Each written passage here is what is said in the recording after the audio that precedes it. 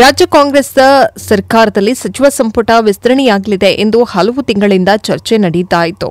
ಕಾಂಗ್ರೆಸ್ನಲ್ಲಿ ಸಚಿವ ಸ್ಥಾನದ ಆಕಾಂಕ್ಷಿಗಳ ಪಟ್ಟಿ ಕೂಡ ದೊಡ್ಡದೇ ಇದೆ.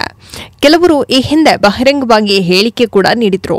ಘಟಾನುಘಟಿಗಳಿಗೆ ಸಚಿವ ಸ್ಥಾನ ಸಿಗಲಿದೆ ಎಂದು ಹೇಳಲಾಗ್ತಾ ಇತ್ತು. ಕೊನೆಗೆ ಸಚಿವ ಸ್ಥಾನದ ಆಕಾಂಕ್ಷಿಗಳಿಗೆ ಸಿಹಿ ಸುದ್ದಿಯೊಂದನ್ನು ಹೊರಬಿದ್ದಿದೆ. ನಂದಿಗಿರಿಧಾಮದಲ್ಲಿ ಸಚಿವ ಸಂಪುಟ ಸಭೆಯ ಬಳಿಕ ಸಿಎಂ ಸಿದ್ದರಾಮಯ್ಯ ಅವರೇ ಈ ವಿಚಾರದ ಬಗ್ಗೆ ಮಹತ್ವದ ಮಾಹಿತಿಯನ್ನು ಹಂಚಿಕೊಂಡಿದ್ದಾರೆ. ಪ್ರಜಾಪ್ರಭುತ್ವದಲ್ಲಿ ಎಲ್ಲರಿಗೂ ಸಚಿವರಾಗುವ ಅಧಿಕಾರವಿದೆ. ಸಚಿವ ಸ್ಥಾನದ ಬಗ್ಗೆ ನಮ್ಮ ಕಾಂಗ್ರೆಸ್ ಪಕ್ಷದ ವರಿಷ್ಠರು ಅಂತಿಮ ತೀರ್ಮಾನವನ್ನು ಕೈಗೊಂಡಿದ್ದಾರೆ. 142 ಜನ ಶಾಸಕರು ತಮ್ಮ ಪಕ್ಷದಲ್ಲಿದ್ದಾರೆ. ಹಾಗಾಗಿ 34 ಜನರನ್ನ ಮಾತ್ರವೇ ಸಚಿವರನ್ನಾಗಿ ಮಾಡಬಹುದು. ಎಲ್ಲರಿಗೂ ಸಚಿವ ಸ್ಥಾನ ನೀಡಲು ಸಾಧ್ಯವಿಲ್ಲ. ಒಟ್ಟಾರೆಯಾಗಿ 15% ಶಾಸಕರಿಗೆ ಮಾತ್ರವೇ ಸಚಿವ ಸ್ಥಾನ ನೀಡಲು ಸಾಧ್ಯ ಎಂದು ಸಿದ್ದರಾಮಯ್ಯ ಅವರು ಸುಳಿವನ್ನ ನೀಡಿದ್ದಾರೆ. ನಾನೇ 5 ವರ್ಷ ಮುಖ್ಯಮಂತ್ರಿಯಾಗಿ ಮುಂದುವರಿಯಲಿದ್ದೇನೆ. ಈ ಬಗ್ಗೆ ಅನುಮಾನ ಬರುವಂತದ್ದು ಏನಿದೆ?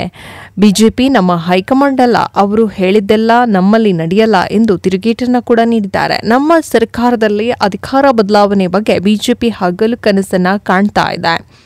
ಬಿಜೆಪಿಯವರು ಸುಳ್ಳನ್ನ ಮಾತ್ರ ನಂಬ್ತಾರೆ, ಸತ್ಯವನ್ನಲ್ಲ.